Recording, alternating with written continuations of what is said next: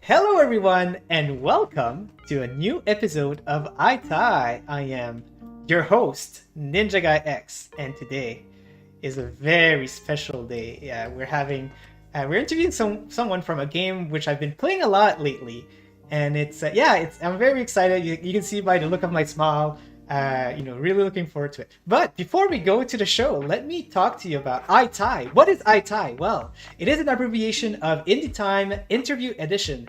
And what's different from any other interviews? Well, is that I wear a tie. So yes, today I have my control freak, and it is because I am a freak.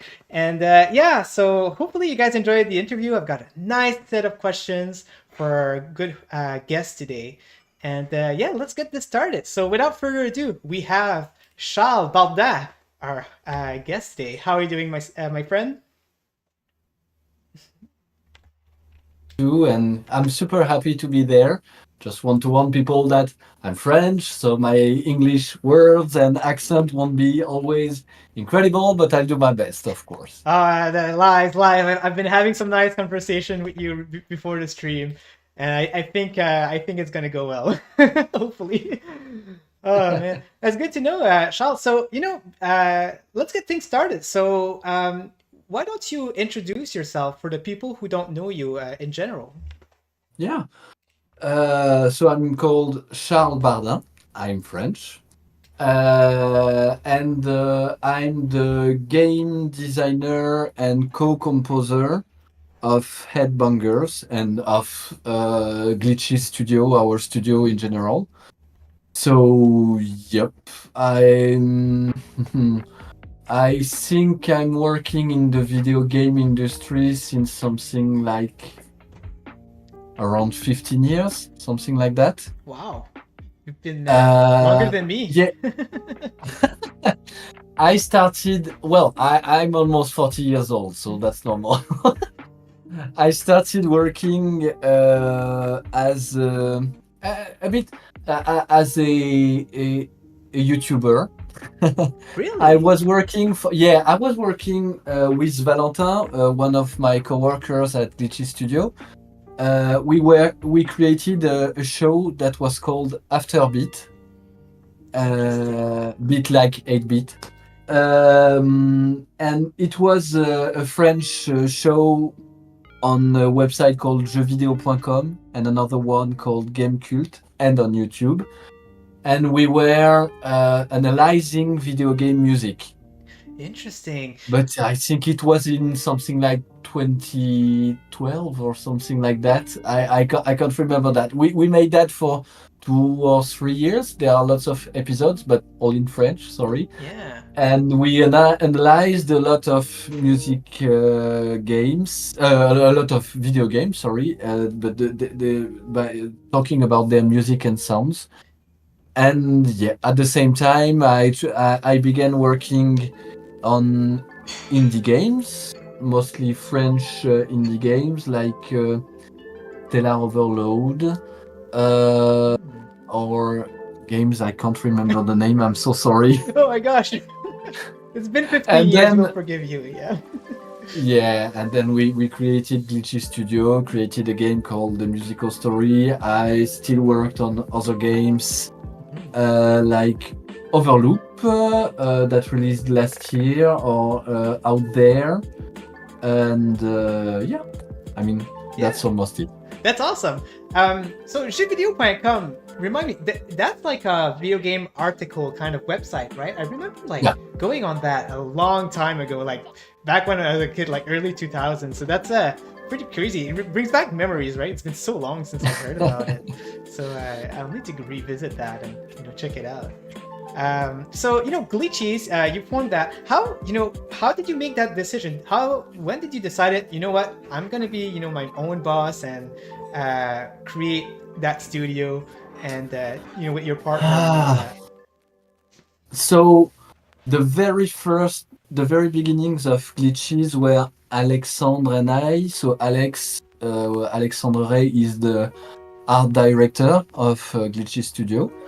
And we were working together in the south of France for a studio, a video game studio that was called Cubical Drift. And we were making this game called Stellar Overload. I was the audio director on the project and Alex was the art director. And unfortunately, the studio closed. And that's where we decided that we were friends and we wanted to keep working together, Alex and I. And then Valentin, that I know for something like more than 20 years. We've been making music together since more than 20 years. So we're almost childhood friends, He called me and he said, if you're starting something like that, there's no way I'm not part of this. So we were like, okay, let's go. And from the beginning, we knew we would make music games because we were two composers and we wanted to make something new with the music games. And then we had 3 developers. We started with someone that was from the studio we were working on with Alex. We were working with Alex. He was called Sylvain. Then Maxime, another developer, made a musical story with us. And for this project, we're working with Olivier, and I think it's going to be the case for all our next projects because all cool.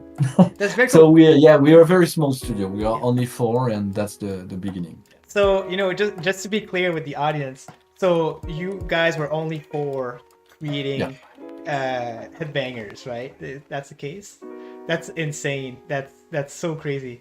I got some people in the chat actually, and Oak Days. He has a question, and he's asking, "Was this your dream? Was your dream to be in Glitchy?" Yeah. This was your dream. This was our dream. There you go. Yeah, this was our dream. And fun fact, just to add a fun fact for this mini game in Headbangers, I think it was one I really spent a lot of time thinking about the combinations. This was one dream. This was your dream. I can't remember the others, but to have words that can be combined in all sorts of ways to create lots of different sentences. That was a pretty funny one, and always things that you can say with one. It's not a word like let's say thousands. It's always your dream is this all life, etc. Very nice. Yeah. So interesting. It's an interesting fact. So you made sure that all sentences in the rap made sense. So I love that. That's really cool. Yeah, all you can say all say you can, etc. Yeah, that's awesome.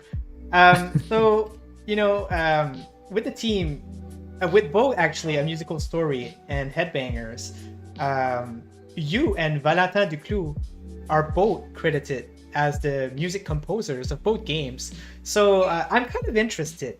What is the involvement between you two? Like, is it 50-50 or like how are you guys creating the music in general? I think it's 50-50. It depends also on the schedule we have at a precise moment. But if we're talking, for example, well, when we made a musical story, we wanted to make something we thought we would feel comfortable in making. So we knew each other since more than 20 years, and we wanted to make um, music we knew we loved and knew how to do. We always loved 70s music, bands like Pink Floyd, Led Zeppelin, things like that. And we knew by making music to go together in different bands, etc., we knew we would be comfortable making this. For Headbangers, it was very different. We wanted to take far more risks. We were like, okay, let's go in all sorts of ways, even the ones we don't fully master, because something we both really enjoy is taking risks and making all kinds of music. We've always loved, even in the bands we had, doing things like, okay, we want to make funk, sorry, but we also want to play electro music. We also want to make rock. We also want to make that. I love classical. I love mixing everything.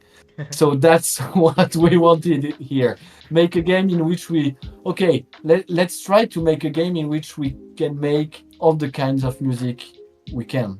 Yeah, and Guilty is a good example of that, the Guilty minigame, Exactly. right? Because it has every single type of music in there, classical, rap, video game music, and everything. So that's amazing. We wanted to celebrate all sorts of music from all around the world, in all the diversity it implies. So yeah, that was important for us. Nice. And So to have fun. you mentioned that you guys are a big fan of like Led Zeppelin, Pink Floyd, and all of that. So before we start talking about Headbanger, I just want to talk a little bit about your previous game, which I finished last week. Actually, I really enjoyed it. It's an experience, right? Like I don't consider it a game. I consider it like a very cool experience. And so the game is called A Musical Story. And I just, can you tell us a little bit about what the game is about and, how it was created? A musical story is a game about memory. In we wanted to link everything from music to story to gameplay mechanics. Everything is based around memory. As a player, you have to remember musical sequences and reproduce them, a bit like in some minigames of Headbangers, but far harder than most of the Headbangers minigames. Yes. And if you do that perfectly, you unlock parts of the memory of the character. You start seeing a character in a coma, and he needs to remember what led him to the hospital. And by memorizing and reproducing the music, you're gonna help him get into his memory and getting back his memories. And it's a story about love, addiction, and how people can try to get better and face hard times. Oh wow, I'm getting chilled, by hearing that. But yes, I love that. I always love that when there's a love story in a game, aside from Headbangers, because it's different. But it's amazing. The story that he goes through is kind of like similar to how like Woodstock. Like how a band would get into Woodstock. So it was cool. Living a 70s life and reliving these memories with our protagonists here. So that's awesome. It's thank you. And it's a far darker experience than Headbanger. That's one of the reasons also we wanted to make Headbangers. We're the kind of people who want to go in lots of different ways, trying very different things. And for us, it was very important to also show that we can make funny and crazy things, and very mature things also, etc. So that's one of the identities of this studio. I love that, so much variety between the two games, and this means like what's going to be in the future, right? Like I can't wait to see what else is in the back for you guys. Even if you have to support Headbangers, all for a long time, that's fine with me. But Glitchy is something you guys in the chat that you have to watch out for, because they seem to have some good ideas in there. So check it out. Thank you. So today, we're here mostly to talk about Headbangers. I got a really nice set of questions. Headbangers is it's like the whole name is called Headbangers Royale, which was released about 2 weeks ago, and the game is an interesting take on Battle Royale, where you play against 29 other players through 4 rhythm-based minigame to reach number 1. So can you give us maybe a little bit, like a brief explanation in your own word of what Headbangers is? 4 rounds, 23 music-based mini-games, and try to be the last one, the Master Headbanger. That would be the shortest way to tell everything. But for us, the first thing we said when we were at Gamescom and making players or journalists try our game was something we are very convinced with, is dress your pigeon the best way, and you're gonna be better at playing our game. Wow. So it's a game in which you can also customize your pigeon in all crazy kind of ways, with all sorts of costumes, but also sounds you can customize, and it's something that's easy to pick up but very hard to master. So all mini games, sometimes you'll be a bit lost the first time you'll try a new mini game, because it's very different on the mini game part. It's very different from Fall Guys. Fall Guys always revolves around the mechanics of moving your character, jumping, grabbing things. Everything changes for each mini game in our game, so you have to learn the rule for each mini game. And but we try to make a very simple learning curve. So it's a game that's easy to learn how to master. We thought it like that because we want people to feel the enjoyment of competition in our game. It's a very intense and frenetic game. Yes. That's something that you can see when streamers, if you watch streamers playing, for example, you can see that they don't play our game as they would play Fall Guys, for example. It's not a game you're playing like that on the couch. It's a game like you're like the lean. Focus. Yeah, the lean always makes you like 10% better, right? So yeah, exactly. So yes. I would say it's a very intense and funny game to play with your friends online or against people you don't know, a bit like Mario Kart if you're playing online with your friends, for example. Yeah. It's very nice. Yeah, so the first time I've seen Headbangers was with, the announcement trailer. And I first I see your smile. I saw it during I think it was during the Xbox showcase. It wasn't the Nintendo Direct. I think it was the Xbox showcase, and it was crazy because you would see like crazy games, right? Like Red Falls or like really like crazy AAA games, and then all of a sudden this Headbangers trailer appears, and it doesn't show any gameplay. It's just pigeons like dancing everywhere and crazy music, and that's caught my attention so bad. It's I think that caught the attention of many hundreds of thousand players also from what we've talked in the background. So with this trailer, we wanted to make something like, okay, we won't show gameplay, but we know that we will show gameplay very soon, because the first the first announcement trailer was in Futures Game Show, and a few days after we were in the Nintendo Direct Oh, that's where I showing saw it. gameplay. Yeah. So that's why we were like, okay, we can start with a full CGI trailer just to show something crazy to people, to get them like, what did I just see? Yeah. Oh my gosh, that was perfect. I think you nailed that on that trailer for sure. I Um, remember making the music for this one. It was a crazy moment. I had ideas.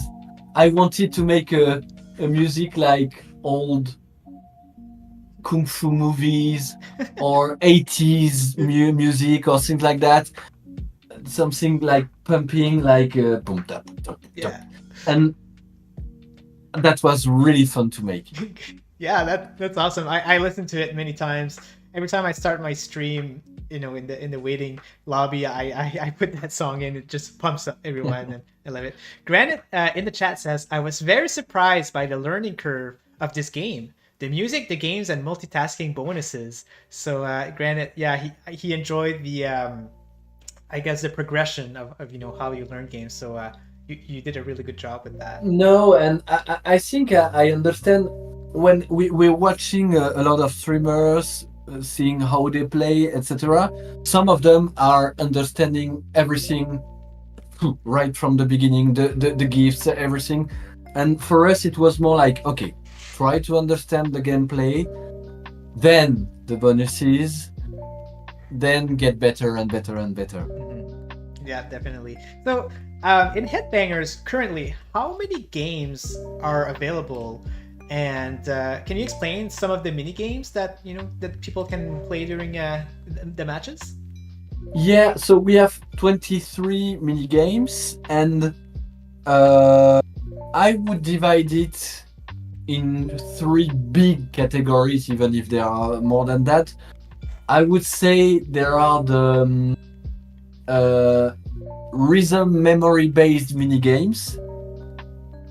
You hear a short excerpt of music and you have to reproduce it in different kinds of ways in the gameplay. There are what we can call the rhythm action ones. So a bit like Guitar Hero games where you see notes going to a certain point of the screen and you have to play them when they get there. But with each time there's a twist. In everything we're trying to do, there's a twist. For example, we have a mini game called That 70s Race, which is 70s music that turns in the loop on vinyls. But the thing is, if you don't play all the notes of the vinyl, it turns in a loop and you have to play the notes you missed, and it's a race. And there are the quiz mini games. For example, in Guess It in round one, where you hear very short music excerpts, and you have to say, "Oh, I heard this instrument and this instrument and this instrument," or Guilty, in which you have to match the music and the costume, etc., knowing that there are mashups, making things crazy, like I don't know, horror Scottish music, for Yeah, example. or Christmas raps, right? Santa Claus rap. Yeah. Exactly. That's so crazy. I love it. So these games, the one where you have to guess, it also implies a fast reaction, which I like. So it's a cool concept. I love it. It is the battle royale game. So you get to play the mini game, but by playing them, you get to unlock a lot of customizations for your pigeon. So can you talk a little bit about what you can unlock for your pigeon? So you can unlock full costumes. For example, the Cleopatra costume, for example, with all a pigeon can wear things on head covers, on the face, the neck. He can wear a beard. He can wear. He has upper body clothes, lower body clothes. He can have tattoos. Oh, You can also unlock. like You can voices, also right? unlock, Yeah. yes, sounds, because you can you can send tones in the game. So when you taunt, you have animations. So there are animations, taunt animations to unlock. There are also taunt sounds Mm. to unlock.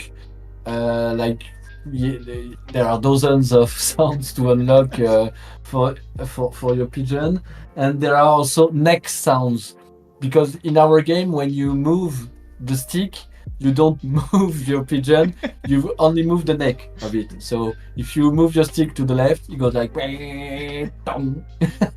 I love it. And I had a lot of fun creating all those sounds. And the fun thing, I'm gonna give a pro tip Mm. today, that I give very rarely. So you can taunt in our game, and when you taunt, players see the taunt, but they also can listen to others' taunts, even if it's lower than yours. You can listen to the other taunts. So if you place a taunt at at some strategic moments during gameplay, you can bother other players. Ah, interesting. I'll But look. you already have to be a very good player to be able to try to do that while you're playing correctly. Yes. So, some really really good player in, like Yes Commander and We Votre Majesté, they do it. They do that taunt, and it distracts me, right? Like it distracts me from doing. Like I keep hearing it, and it's crazy. Like how it like how can like how a strategy that can be. Um, so, there's a few different ways that you can unlock customizations. Can you tell us what are all the ways that you can have these customizations? Yeah, so the first one is by our free battle pass system. So there are 40 levels for season 1, and for each of these levels, so you acquire experience by playing the game, and depending on the ranking you have in the mini games. The higher, the best. For example, if you're first, you're gonna gain far more experience than if you finish at the 25th place. So this experience goes in the battle pass system, and you unlock all sorts of cosmetics here. We also have challenges. I think there's more than 150. I Oh. don't really remember exactly. So there are challenge cards in which there are lots of small challenges that you can. So those are really challenges in each mini game. For example, have an average response time of 1 second when playing Yes Commander or things like that, and they get harder and harder depending on the costume you want to unlock. And there are also crumbs. So crumbs is the currency of our game. You can't buy crumbs with real money. Crumbs are only unlocked by playing the game. So it's like the better you do in each mini game individually, you'll get more and more crumbs, and you can get even more crumbs during bonus round mini games that can happen between rounds. And the last way to get some cosmetics would be the paid DLCs we have. Right. In the first DLC is Flock and Roll, I think it's called, and it's music-based costumes, sounds, tones, etc. Very nice. So, guys, the game is available on all platforms. They're on PC, Steam, Game Pass, PC and Xbox, and Switch, eShop, and PlayStation PSN. I got the link in the description, so if you want to have a look at the game, check it out there. The Pigeon Pass is available. It's basically all the DLCs that will release up until April 2024. will be available in there, and it's just like $15 Canadian. It's really really cheap. And but if you want like the whole experience, you can buy the deluxe edition, which you save a little bit of money there also. So definitely check it out. But The customization is really a big part of our game. I mean, yeah. Alex spent a lot and a lot and a lot of time creating all the costumes. You can change the colors. You can make a lot of things and create crazy combinations. I love. Well, I mean, I think I have more than 400 hours in the game already. Of course, we're the developers, so that's normal. I think Olivier, our programmers, has something like 2,000 hours on his side. Oh my gosh, he's must be like a pro player. Like Yeah, it's very hard to beat. yeah, I can imagine. Grant has a very interesting question in the chat. Yeah. He's asking, does ping time to the server affect whether someone had successful key press, or is it measured locally? The game seems to demand a lot of precision. So for most of our mini games, what happens is that it's so locally you send the information of it's right, it's wrong, but then the server checks if there's a double check. It's locally, then on the server. So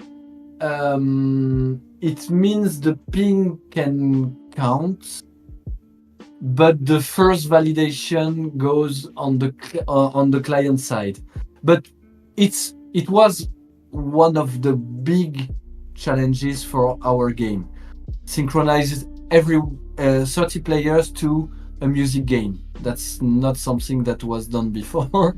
So it was a real challenge to be able to have everybody synchronized. So the ping counts, but we lowered I mean, most of the time, what happens, let's take, for example, a game like The Final Ride, in which it's a race, and each time you validate a right input, your card progresses.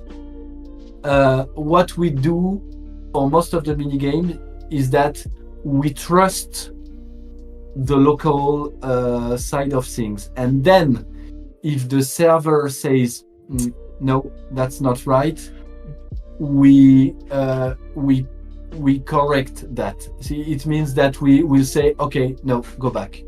Interesting. And to be honest, it just almost never happens. Okay, so it's just like a fail safe.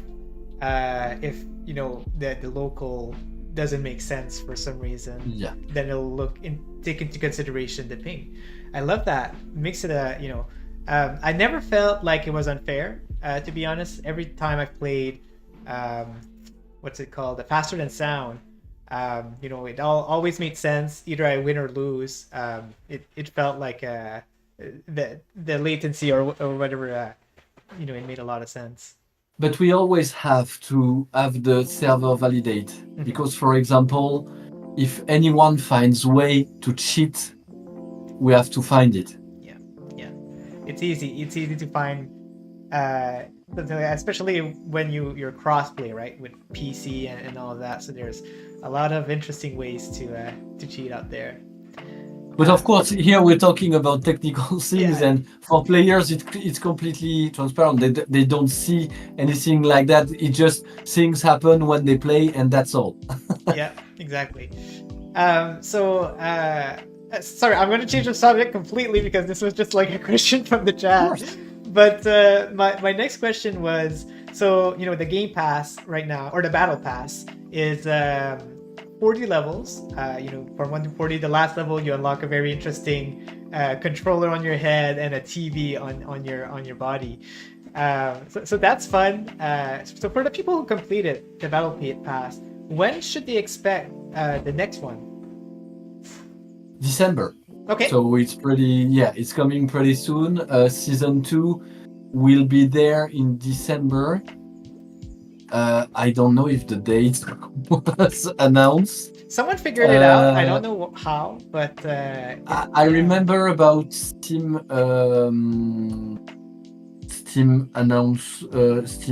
posts about this. So what I can say is that season 2 is coming. Okay, yeah, we have an announcement. So we'll begin in December. I can't tell the real the date. And this one will bring lots of new cosmetic stuff.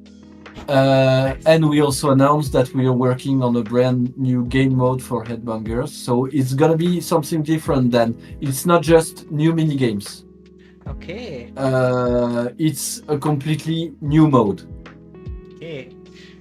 And That's to all be you're gonna honest, tell us. it's gonna be a if I can say anything, I think I can. I'm not sure, but I'm saying this. Whatever. It's gonna be as complete as a full music game. This new game mode. So it's just very different. It's not lots of mini games. It's one game mode, but a very complete one. Interesting. I can't wait to tell more. Yeah, I'm looking forward to it.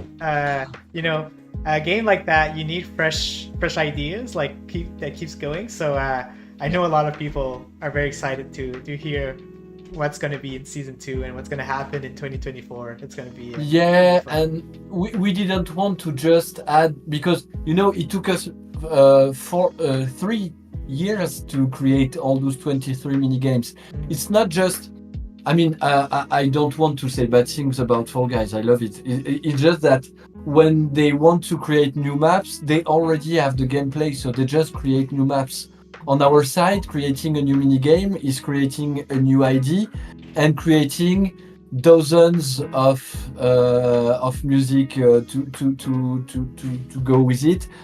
It's a game that has more than 50 hours of music, so it means we have to create a lot of stuff each time we create a mini game. And we were like, okay, it's not gonna be interesting enough for players if we tell them that a few months after release they're gonna just have 1 or 2 new mini games in the mass of 23. Let's propose something very big.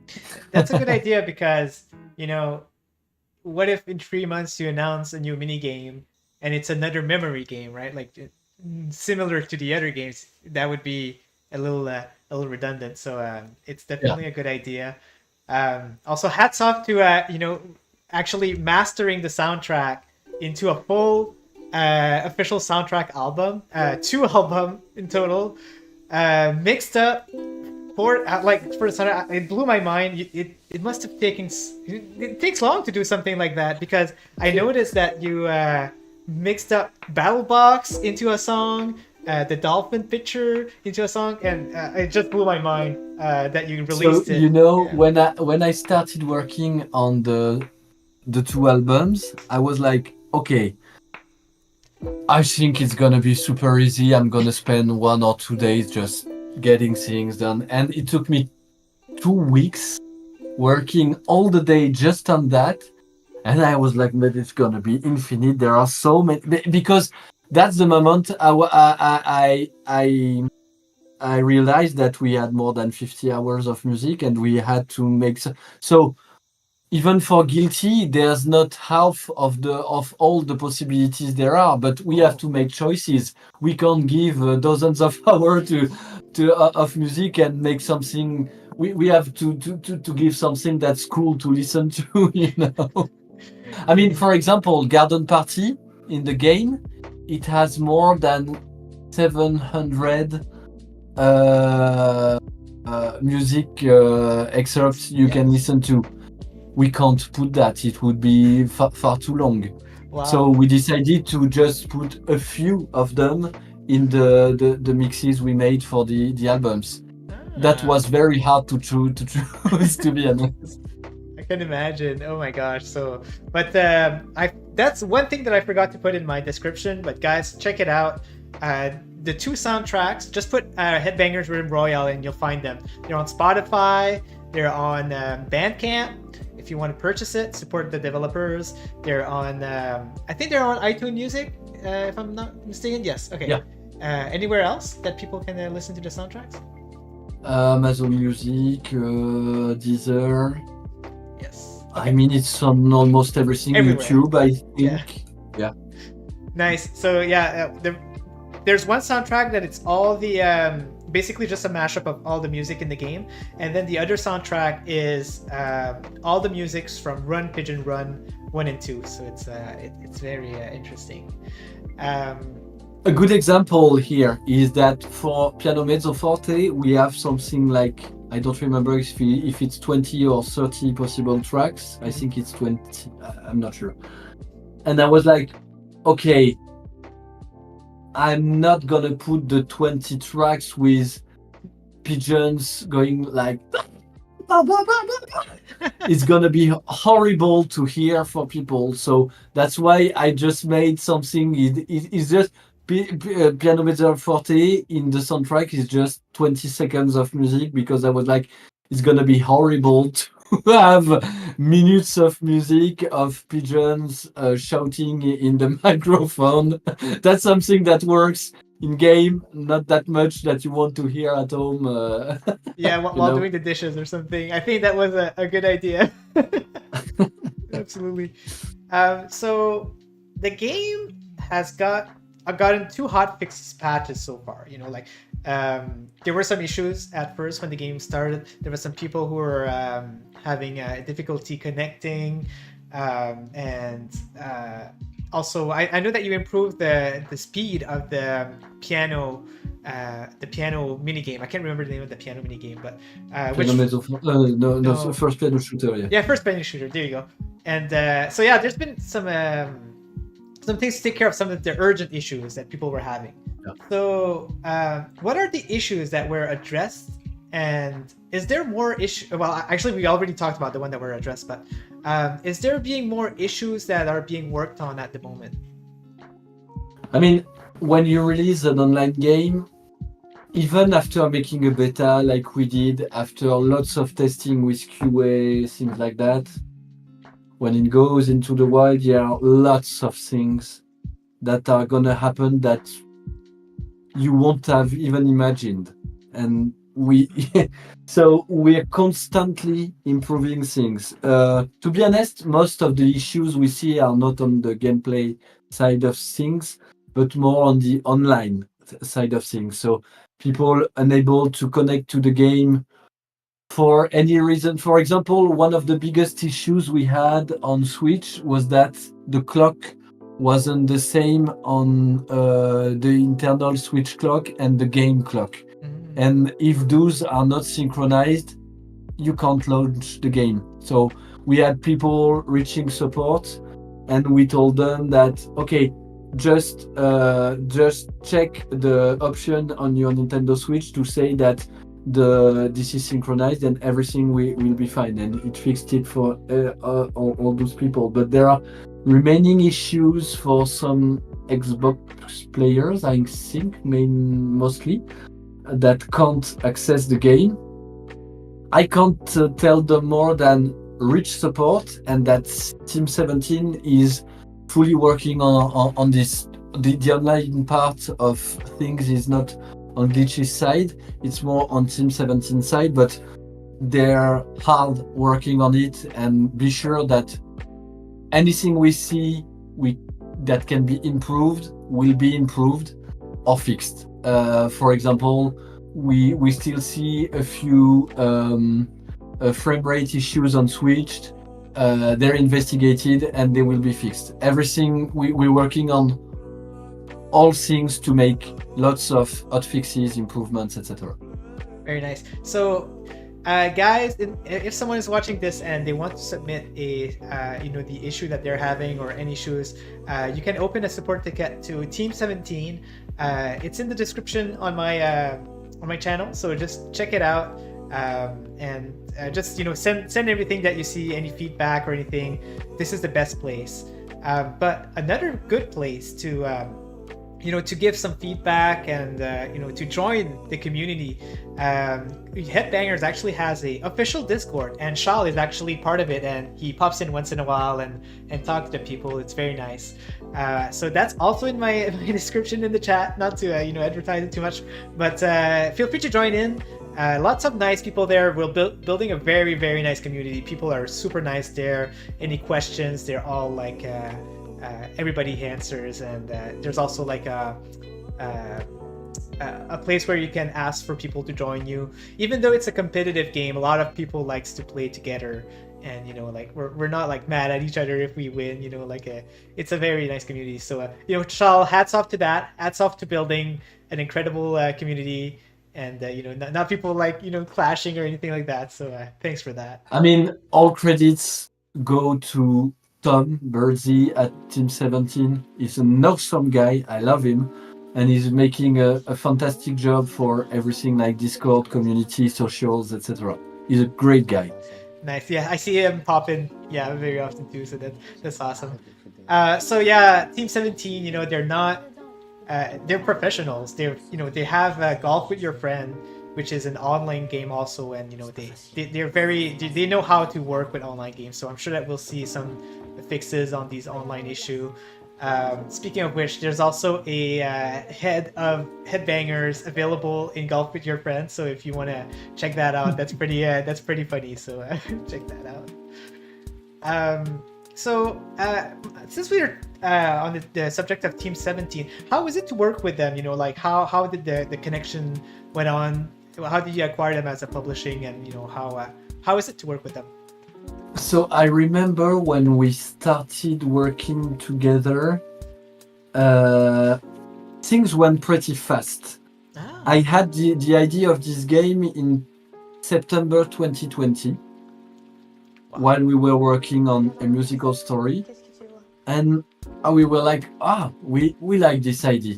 Let's make a small video and talk with publishers to see what they're thinking about it. And we saw that lots of them loved it. We had lots of discussions with Devolver Digital, for example, too, etc. Oh, I love them. And lots of others, to be honest. But Team 17 was an indie developer and publisher at the same time, which was really interesting. We thought back in time for us. And there was this wonderful person working at Team 17 to who the game is dedicated. If you go at the end of the credits, the game is dedicated to Troy Horton. He was the one who made all the efforts to have Headbangers signed at Team 17, and who unfortunately died a few months after. Oh man! He was a person, and we decided to dedicate the game to him. And then, I mean, this industry is crazy, so things are changing a lot. But we worked with lots of really great professionals at Team 17, and had the chance to really work with a good schedule to think about things far before they happen. For example, we have very great relationships with their marketing and communication teams that do a great job to talk to influencers, to find ideas for communication about the game, etc. So great. It's always nice to hear, like that, how relationship like that goes really well with a publisher. So hopefully in the future we keep seeing that. And because it's such a live service type of game, I'm really looking to see what's in the future, what other games we'll see, what are the cosmetics, and it's gonna be fun. So Charles, I got one last question for you before we leave. Can you tell us something about the game that nobody knows, or a fun fact about it? Can you think of a little something? Okay, there are lots of hidden small things in this game. So first, we wanted to put a lot of small French references. For example, when sometimes you start playing first piano shooter, for the intro of first piano shooter, I remember Alex showed me he made this camera movement going on the road, and then you arrive and you see pigeons, piano pigeons in the fields. I was like looking at that. I was like, what can I do with that for sound? And I was like, okay, let's imagine we're in a bus. We're tourists traveling in this bus and seeing we're in France in a place that's called Joie sur fromage, as you can see, and Joie sur fromage is the translation of glitches. Oh, of course, yeah. Glitches. Yeah. Joie fromage. I didn't even thought of that. Wow, that's crazy. I was like, okay, let's say we're in a bus and let's talk about French references. So you can hear words like fourme d'Ambert, which is a cheese that you can find where I live in France, in Auvergne, in the middle of France. And there are lots, in all mini games, there are lots of hidden things, like hidden voices.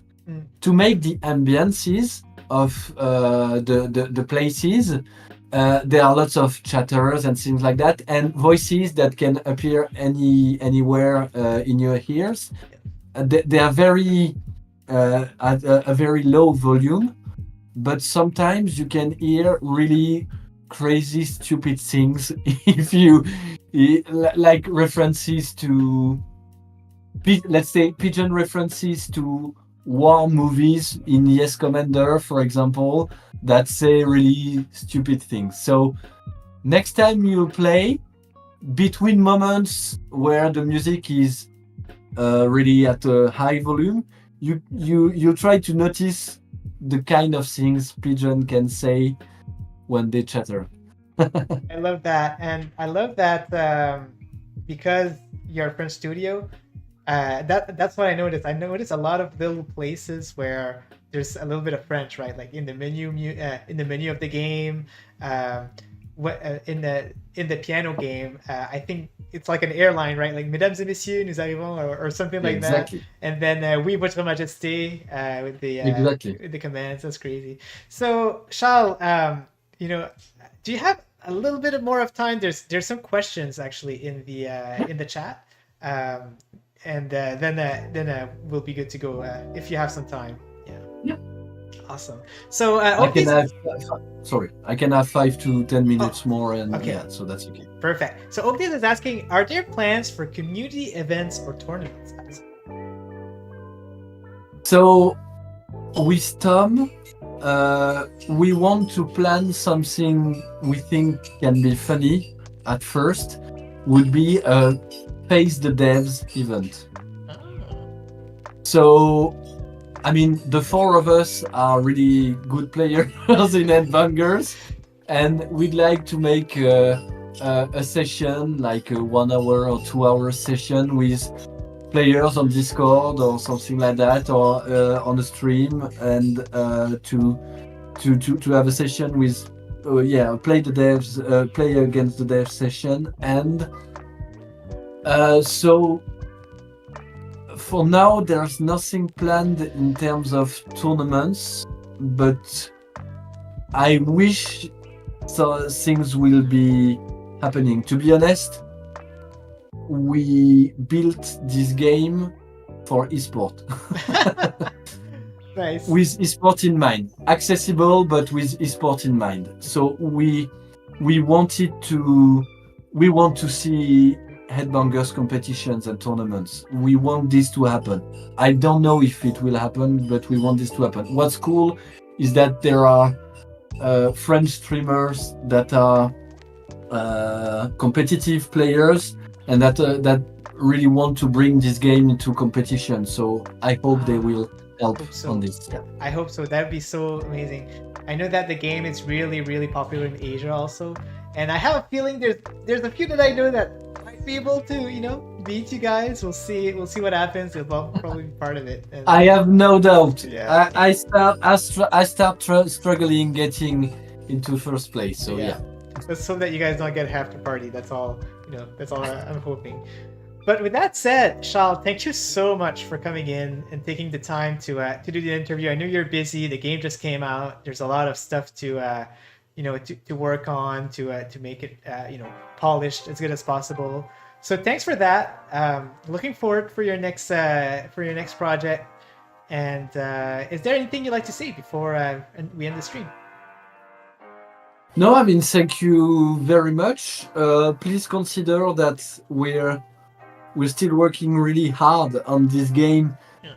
First, to trying to make to polish it and make the last fixes and improvements, and working really hard on this new game mode that's coming at the beginning of 2024. And I mean, this one is going to be crazy. I'm working on Valentine's Day. I'm working on the music since April, I think, or maybe even March. So it's gonna be a really crazy new mode. I can't wait to show you more. It's gonna be fun. All right, so thank you very much. And with that said, guys, thank you very much for coming in. And keep a lookout for some more interviews. And again, thank you, Charles, for coming in. And have yourself a wonderful rest of Monday. Bye, everyone. Thank you very much. Have a great day. Bye.